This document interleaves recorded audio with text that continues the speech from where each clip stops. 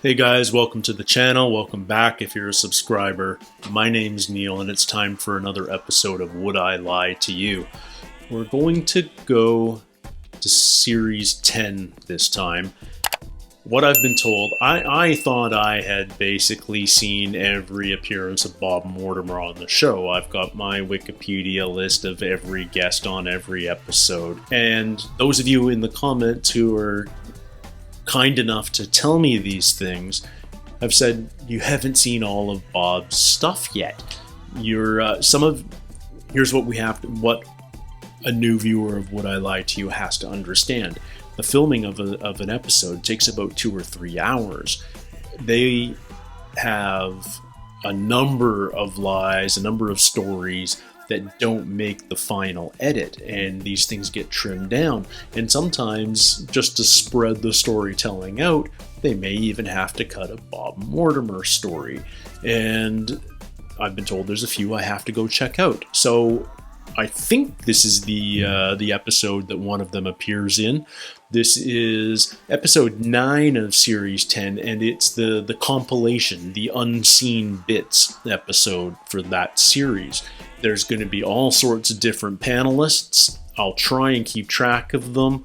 I'm hoping that Bob Mortimer is one of them and that we get one of his stories. And even if we don't, I'm having so much fun with this show that I'm sure there's going to be some worthwhile stuff to catch in this episode. So let's jump into it. This is episode 9 of Series 10 of Would I Lie to You?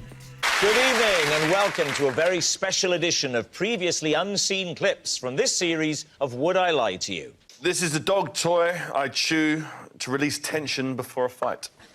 Okay. Now, Do you chew this every fight? Before every fight, yeah. Yeah. It's like day of sort of situation. Do what you do, David, before... Imagine it's before a fight. It's a squeaky toy. Can I just say, David, that your eyes at that moment definitely said, I wasn't expecting that. Literally, just I sit lying in bed just thinking... and it makes me feel comfortable. the people in the room next to you in the hotel, what are they thinking is happening? Yeah, don't think you're making love to a clown? It's damp. Right, well, it's chewed. It has been quite... It has been chewed. It can't be. It can't be. It is well chewed. But then somebody here, backstage, could have chewed on it for a couple of... That's a hard job, isn't it? Yeah, that's what PAs are for. It's a lie.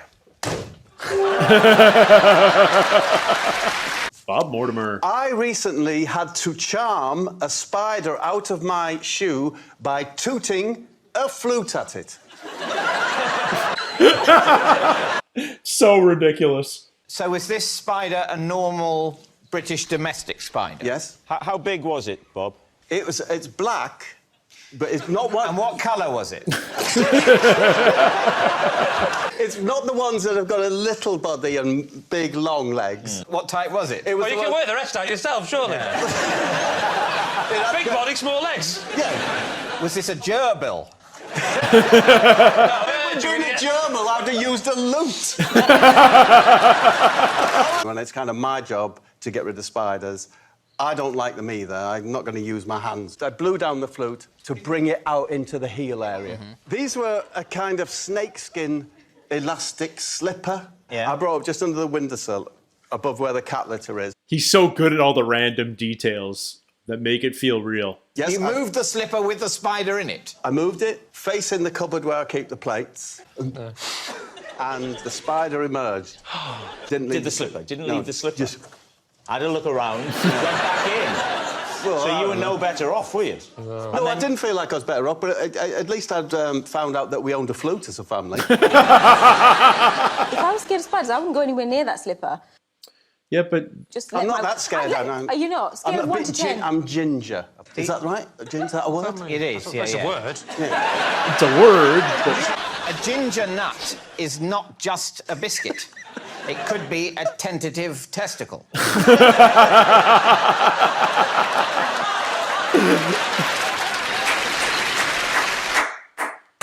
It was my son's flute. Your son, is he a flautist? No. We hoped he would be, but he could never find the flute. is that if you fear spiders... I do a bit. I think you would be afraid to move the shoe. No. I also think you would have worried about you accidentally breathe in. Yeah. Yeah. I don't have to breathe in to breathe out. It sounds too much like the surreal world of Bob Mortimer to be actually the truth. No, it is the truth. It's absolutely true. Nobody in the world owns a flute, really, do they?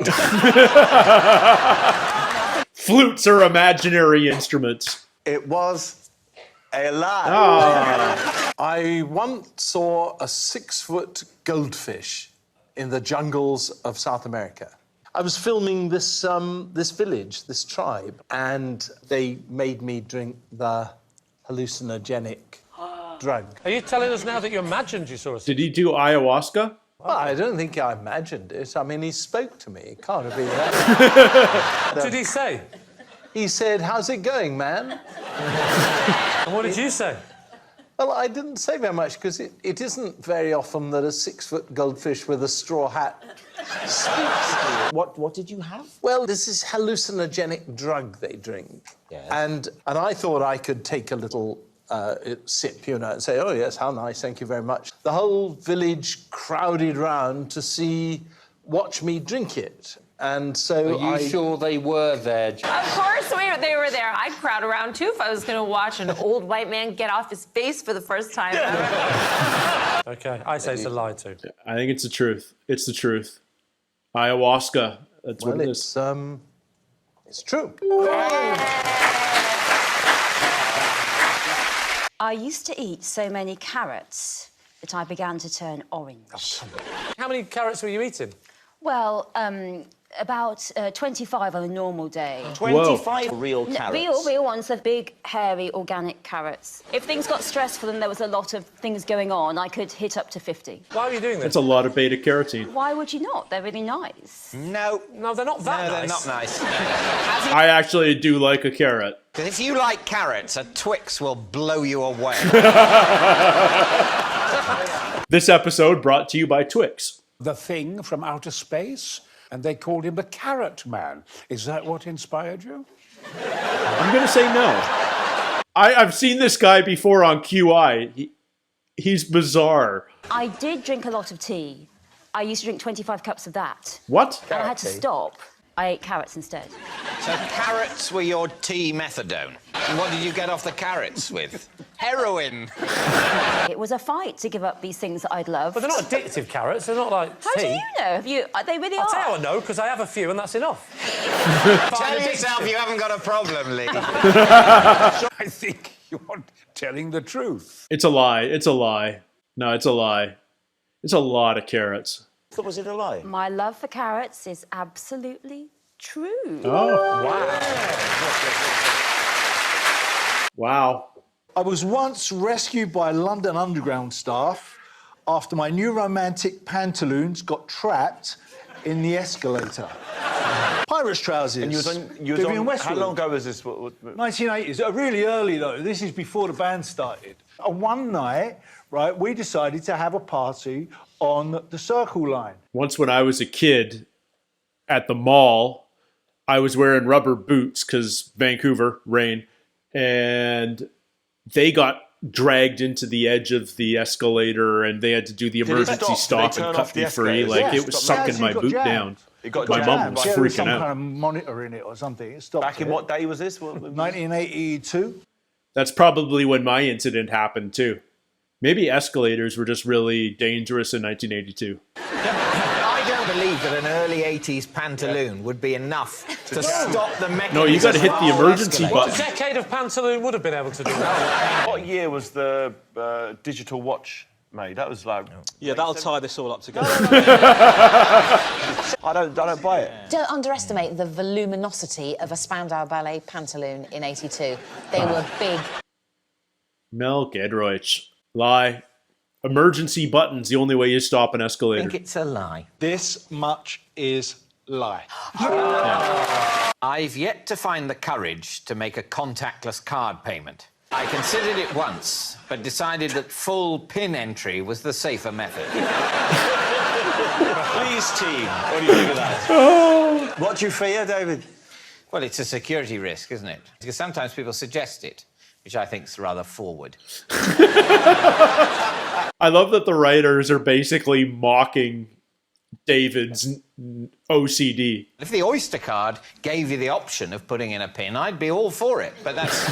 And I'm not so weird as to go into Oyster HQ and ask to have a high-security Oyster card issued especially for me. It's very hard to get into Oyster HQ, isn't it? Yeah. You have to take like a knife and prise it. You have to get past Pearl on reception.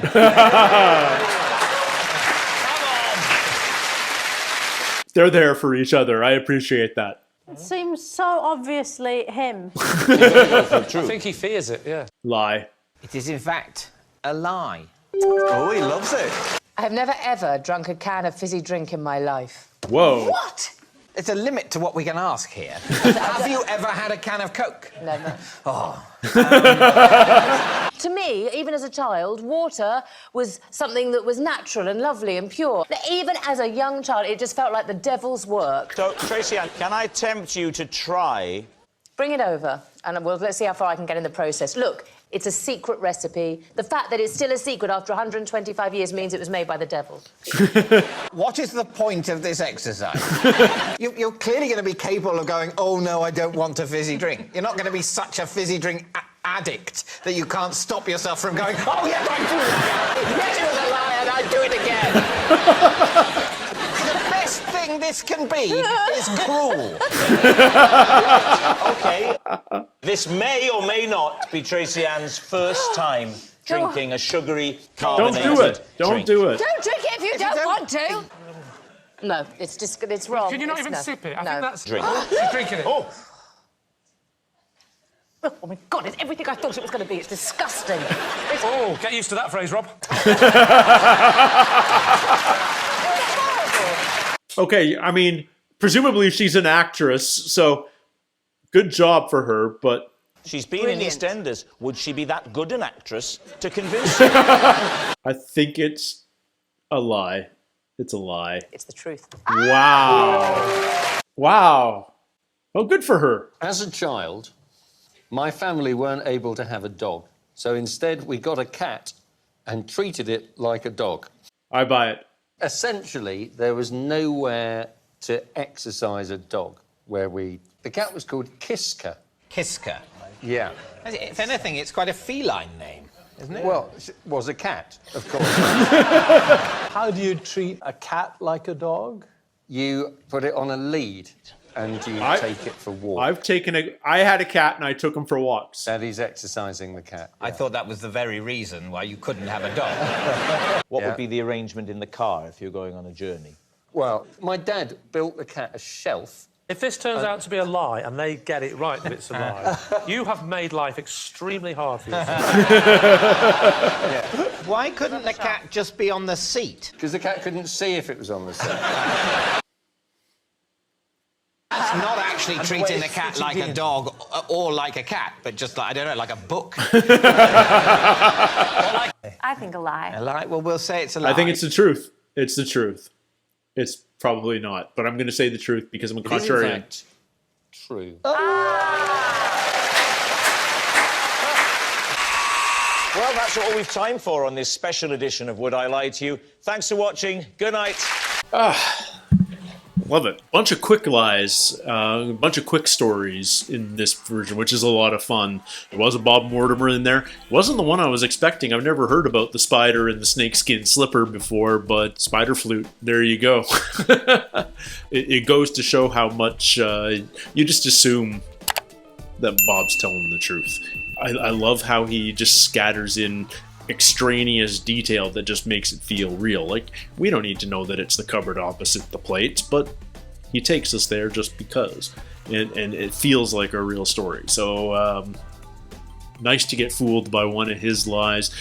It was such a fast episode, it's hard to keep track of all the stories. Obviously, you know, the rock, paper, scissors one, that was the one that just just finished. Just another great episode. I'm going to be keeping an eye out for episodes like this that are for the compilations. I know there's a few more clips of Bob out there, and it's always cool seeing a few other familiar faces. There's a bunch of Taskmaster alum that we just saw in this episode: Mel Gedroych, Ramesh, Catherine Ryan. I'm sure there were a few others. I'm just blanking right now. It was such a quick, rapid fire episode. But anyway, thank you guys so much for joining me. As always, looking forward to seeing you again in a few days. Until then, take care, stay healthy, and we'll see you soon. Cheers.